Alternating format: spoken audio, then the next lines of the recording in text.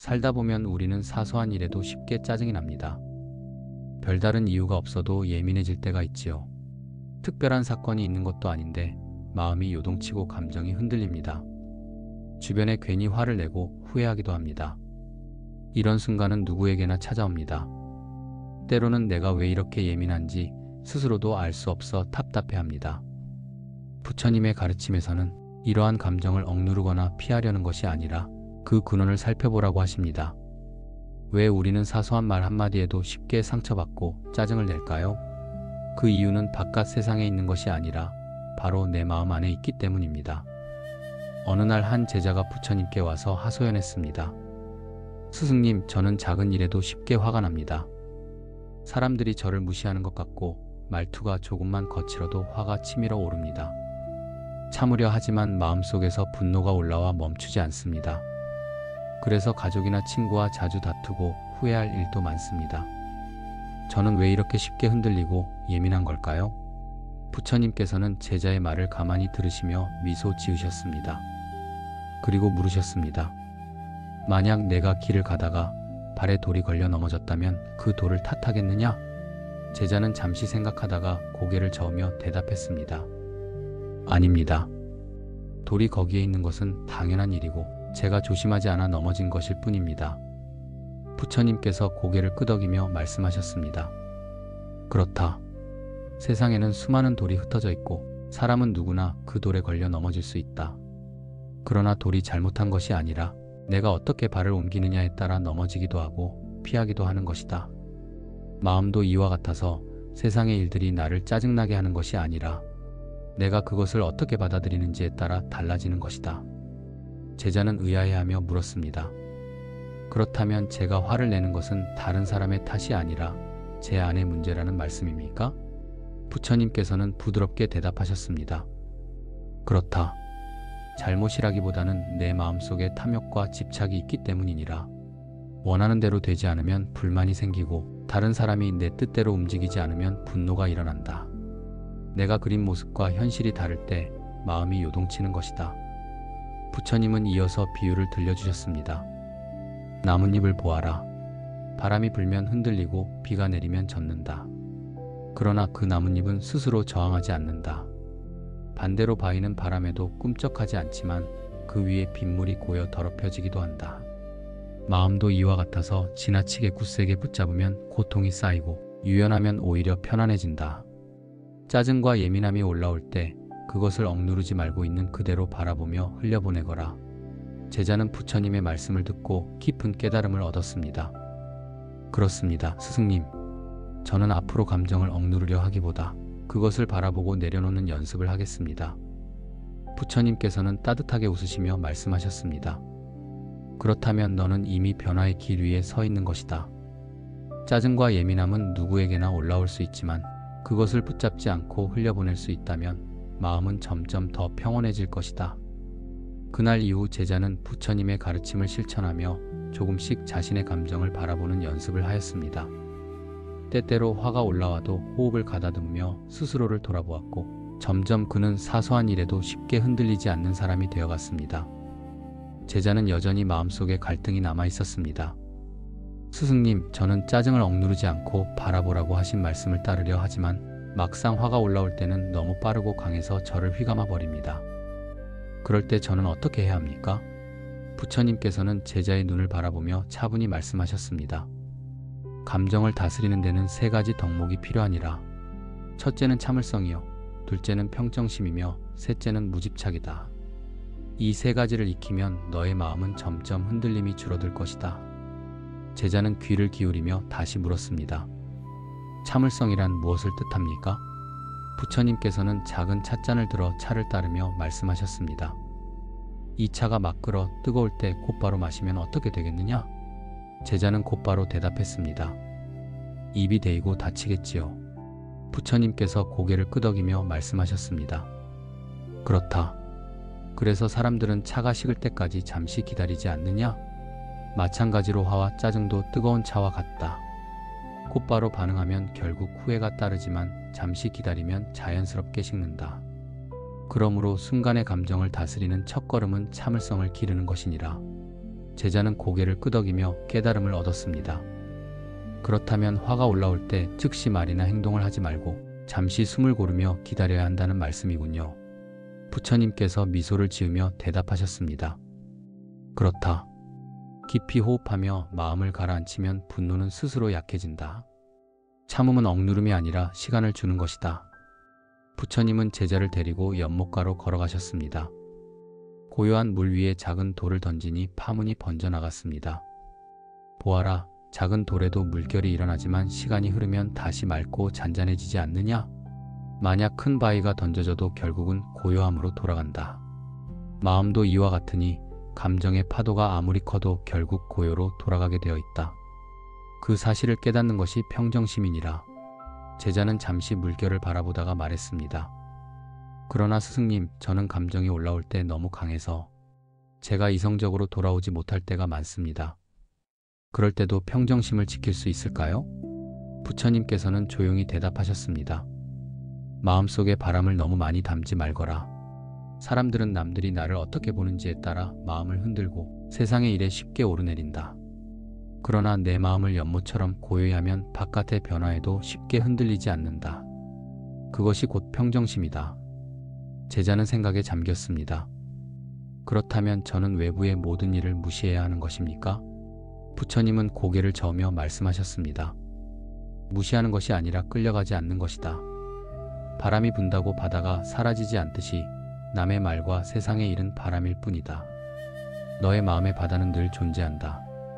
그 사실을 기억하거라. 부처님은 마지막으로 무집착을 말씀하셨습니다. 사람들이 감정에 휘둘리는 가장 큰 이유는 그것을 꼭 붙잡으려 하기 때문이다. 화를 내도 상대가 변하지 않고 짜증을 내도 일이 풀리지 않는다. 그러나 우리는 집착하여 감정을 키운다. 나뭇잎이 바람에 흘러가듯 감정을 놓아주면 고통은 머물지 못한다. 집착은 스스로 만든 사슬이다. 그 손을 펴면 자유가 찾아온다. 제자는 무릎을 꿇고 합장하며 말했습니다. 스승님, 저는 이제 알겠습니다. 참을성으로 화를 늦추고 평정심으로 흔들림을 줄이며 무집착으로 감정을 놓아야 합니다. 앞으로 이 세 가지를 마음에 새기고 실천하겠습니다. 부처님께서는 따뜻하게 웃으시며 말씀하셨습니다. 그렇다. 그것이 곧 마음을 다스리는 길이니라. 그러나 제자는 다시 물었습니다. 스승님, 저는 가족을 사랑하고 친구를 소중히 여깁니다. 그런데 그것도 집착입니까? 부처님께서는 조용히 대답하셨습니다. 사랑과 집착은 다르다. 사랑은 주고 싶은 마음이고 집착은 내 것이라는 마음이다. 사랑은 상대를 자유롭게 하지만 집착은 상대를 묶는다. 그러므로 사랑은 하되 집착은 버려라. 그것이 무집착의 길이다. 제자는 또 물었습니다. 스승님, 저는 집착을 버리려 해도 자꾸만 다시 상대를 붙잡으려 하는 마음이 올라옵니다. 그럴 때는 어떻게 해야 합니까? 부처님은 잔잔히 웃으며 말씀하셨습니다. 집착을 억누르려 하지 말고 그 마음을 있는 그대로 보거라. 하늘에 구름이 떠오르는 것을 그냥 지켜보듯이 집착의 마음도 흘려보내면 된다. 억지로 없애려 하면 오히려 더 커지고 놓아주면 스스로 사라진다. 부처님은 또 다른 비유를 들려주셨습니다. 한 농부가 손에 쥔 씨앗을 너무 꽉 쥐면 씨앗은 싹 트지 못하고 결국 죽는다. 그러나 손을 펴서 땅에 심으면 싹이 나고 자라난다. 집착은 손을 쥐는 것이고 무집착은 손을 펴는 것이다. 내가 집착을 놓을 때 오히려 참된 사랑과 평화가 자라난다. 제자는 깊은 감동을 느끼며 합장했습니다. 스승님, 저는 이제 참을성은 기다림이고 평정심은 고요함이며 무집착은 손을 펴는 것임을 알았습니다. 앞으로 이 세 가지를 잊지 않고 수행하겠습니다. 부처님께서는 고개를 끄덕이며 말씀하셨습니다. 수행은 머리로 아는 것이 아니라 삶으로 익히는 것이다. 내가 오늘부터라도 작은 순간마다 이 세 가지를 기억한다면 너의 마음은 점점 평화로 가득 차리라. 그날 이후 제자는 분노가 치밀어 오를 때마다 뜨거운 차를 떠올리며 잠시 숨을 고르고 연못을 떠올리며 고요히 바라보았으며 손을 펴는 농부의 비유를 기억하며 집착을 내려놓으려 연습했습니다. 처음에는 쉽지 않았지만 시간이 흐를수록 그의 마음은 한결 가벼워졌습니다. 예전처럼 작은 일에도 쉽게 흔들리지 않았고 그는 점점 평온을 닮아가는 사람이 되어갔습니다. 제자는 여전히 마음속에서 갈등과 의문이 남아 있었습니다. 스승님, 저는 참을성과 평정심 그리고 무집착을 실천하려 애쓰고 있습니다. 그러나 현실 속에서 억울한 말을 듣거나 부당한 대우를 받을 때면 제 마음은 여전히 크게 동요합니다. 그럴 때 저는 어떻게 해야 합니까? 부처님께서는 잠시 미소 지으며 제자를 바라보셨습니다.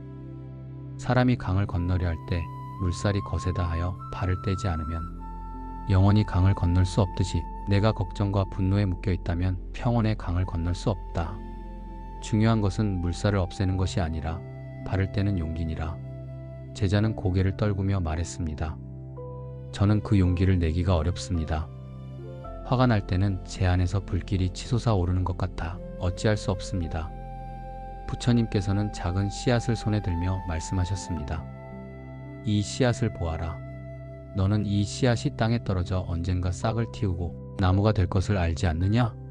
마찬가지로 내가 내는 화와 짜증도 씨앗이 되어 너의 삶의 결과를 맺는다. 화를 심으면 고통의 열매를 맺고 자비를 심으면 평화의 열매를 맺는다. 제자는 깊이 고개를 끄덕이며 말했습니다. 그렇다면 저는 순간의 화가 곧 나쁜 씨앗이 되어 자라난다는 사실을 늘 기억해야 하겠군요. 부처님께서 말씀하셨습니다. 그렇다. 그러므로 너는 순간의 감정을 대할 때 늘 스스로에게 물어야 한다. 지금 내가 심는 것이 화인가 자비인가? 이 깨달음이 내 삶을 바꾸게 될 것이다. 부처님께서는 이어서 또 다른 이야기를 들려주셨습니다. 어느 날 나는 한 남자를 만났다. 그는 나를 보자마자 심한 모욕과 욕설을 퍼부었다. 그러나 나는 그의 화를 받지 않았다. 제자가 놀라며 물었습니다. 스승님, 어떻게 그렇게 하실 수 있었습니까? 부처님께서는 미소를 지으며 대답하셨습니다. 만약 누군가 너에게 선물을 주었는데 내가 그것을 받지 않으면 그 선물은 누구의 것이냐?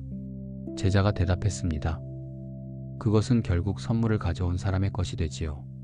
부처님께서 고개를 끄덕이며 말씀하셨습니다. 그렇다. 화와 모욕도 마찬가지다. 내가 받지 않으면 그것은 그 사람의 것이 된다. 그러므로 나는 그의 화를 받을 필요가 없었다. 제자는 그 이야기를 듣고 큰 깨달음을 얻었습니다. 그렇습니다, 스승님. 타인의 분노를 굳이 내 마음에 받아들일 필요가 없군요. 제가 그것을 붙잡을 때만 고통이 제 것이 되는 것이지요. 부처님께서 말씀하셨습니다. 그렇다. 너는 내 마음의 문지기다. 내가 열어주지 않으면 그 누구도 들어올 수 없다. 분노가 들어올 문을 닫고 평온이 들어올 문을 열어두거라. 그것이 곧 지혜다. 그러나 제자는 또 물었습니다. 스승님, 억울한 말을 들으면 마음이 자동으로 반응합니다. 받아들이고 싶지 않아도 이미 분노가 차오릅니다. 그럴 때는 어떻게 해야 합니까? 부처님께서는 차분히 대답하셨습니다. 그것은 너의 습관 때문이다. 사람의 마음은 오랜 습관에 의해 길들여진다. 화를 내는 습관을 지니면 작은 일에도 분노가 커지고 평온을 닦는 습관을 지니면 큰 일에도 쉽게 흔들리지 않는다. 그러므로 지금 내가 해야 할 것은 화를 억누르는 것이 아니라 습관을 바꾸는 것이다. 제자는 의아해하며 물었습니다. 습관을 바꾼다는 것은 어떻게 하는 것입니까? 부처님께서 설명하셨습니다. 호흡을 닦는 습관을 들여라. 감정이 올라올 때마다 깊이 들이마시고 천천히 내쉬어라. 호흡은 언제나 지금에 있고 과거도 미래도 없다.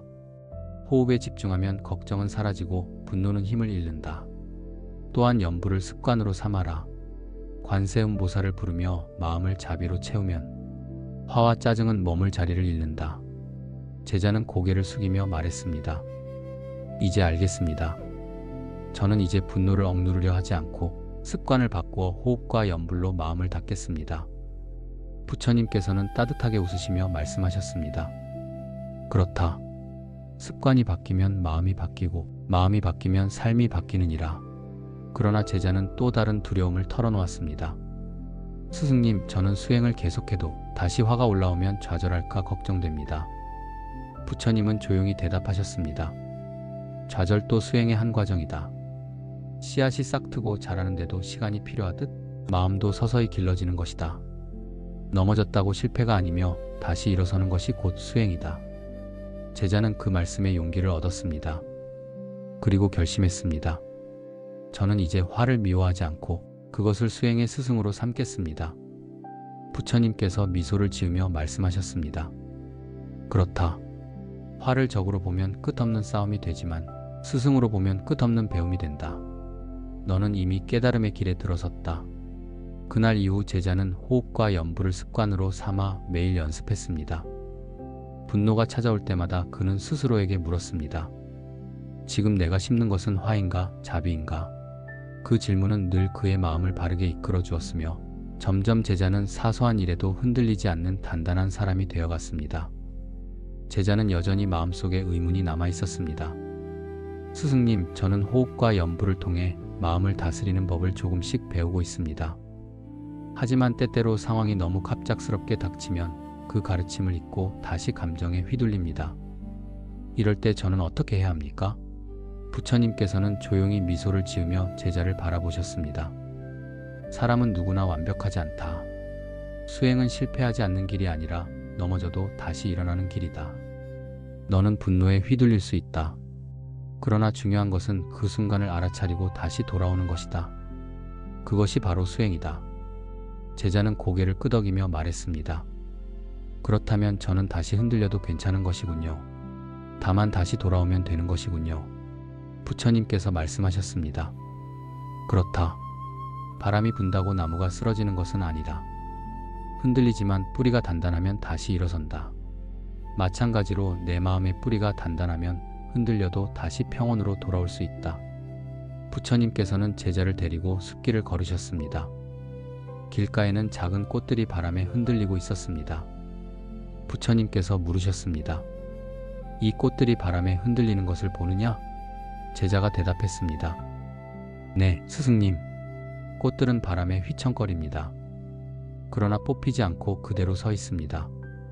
부처님께서 고개를 끄덕이며 말씀하셨습니다. 그렇다. 수행이란 이 꽃과 같다. 바람이 불면 흔들리지만 뿌리 내린 꽃은 쓰러지지 않는다. 너의 수행도 그러해야 한다. 순간의 화와 짜증은 바람일 뿐 곧 지나가고 너는 다시 평온으로 돌아올 수 있다. 제자는 다시 물었습니다. 스승님, 저는 때로 주변 사람들의 말과 시선 때문에 힘들어집니다. 남이 저를 어떻게 생각할까 걱정하다 보니 제 마음이 더 흔들립니다. 부처님께서는 차분히 대답하셨습니다. 그것은 내 마음이 바깥에 머물기 때문이다. 남의 시선에 집착하면 내 마음은 흔들릴 수밖에 없다.